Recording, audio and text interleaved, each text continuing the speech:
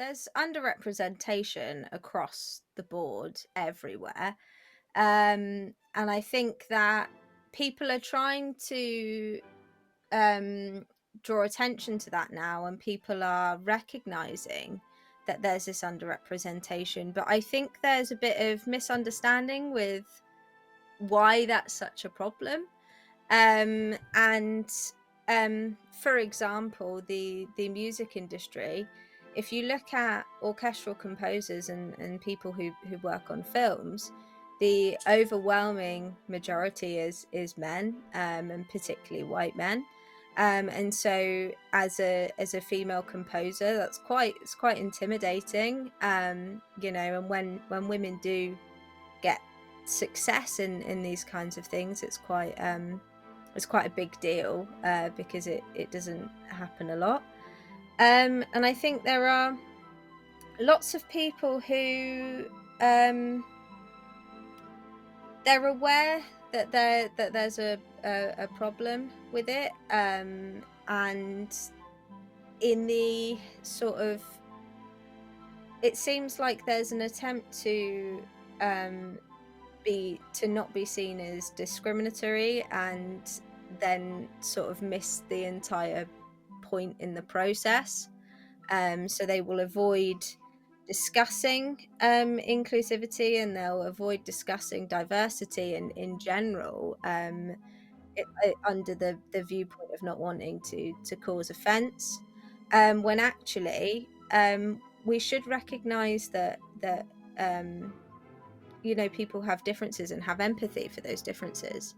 And it should be that media should be reflecting real life, because when you go outside and go to the shop or whatever, you're not going to be interacting with only one demographic of person. You've got so many different people who are different in so many wonderful ways, and we should be representing that and recreating that in media, because that helps break down stigmas towards people who are different, and it helps with representation for people who are neurodiverse, people who are people of color, and all sorts. And it's so important to have projects like this where we discuss these kinds of issues and have teams that you know make the effort to make people feel included, to support needs of people who have anything that requires adjustments, and teams who understand that equal representation for everybody is really important. Well, I am autistic and ADHD, and I have chronic pain condition called endometriosis as well. And I am bisexual. um, and yeah, I'm a young woman who's got both physical and learning disabilities. Um, but I've still gone and gotten a degree in music, which is yeah brilliant. And yeah, it's it come they all come with their struggles, all the disabilities that I deal with. But it doesn't stop me from having passion for music and wanting to work on things like this, and improve awareness, inclusivity, and visibility for people, particularly people with hidden disabilities.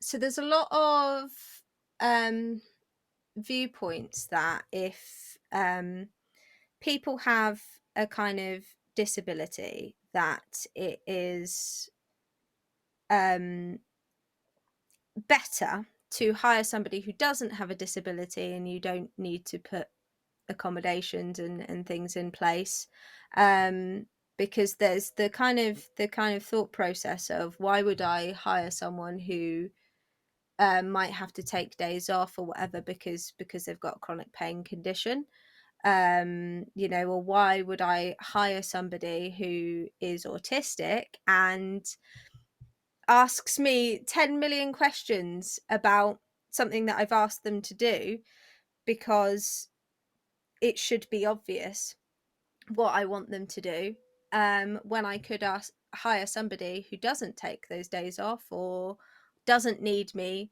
to answer 10 million questions and will just do the thing that, they view as common sense. But it's like when you do hire people who are neurodiverse or people who have a disability, you've got a group of people who have fought really, really hard for their place at the table. And every day they have to put up with, everything that their body puts them through, and then still go and function in the world and, interact with people. And it is incredibly hard. So you are hiring somebody who has got an incredible level of determination, and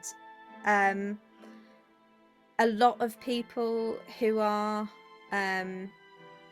neurodivergent particularly are people who see the world in such an interesting and different way. There's lots of theories and discussions that some of the greatest inventors and minds in our history are people who are neurodiverse.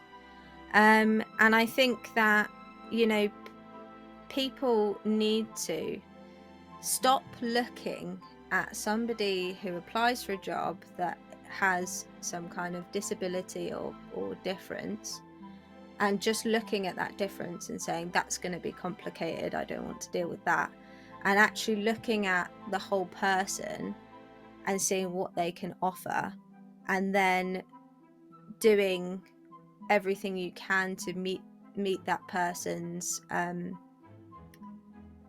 needs, and do anything you can to support and help them. Because when somebody is supported and has that kind of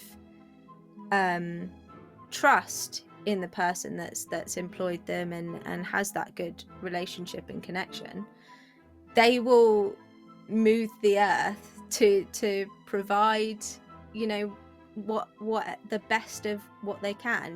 They will really work hard.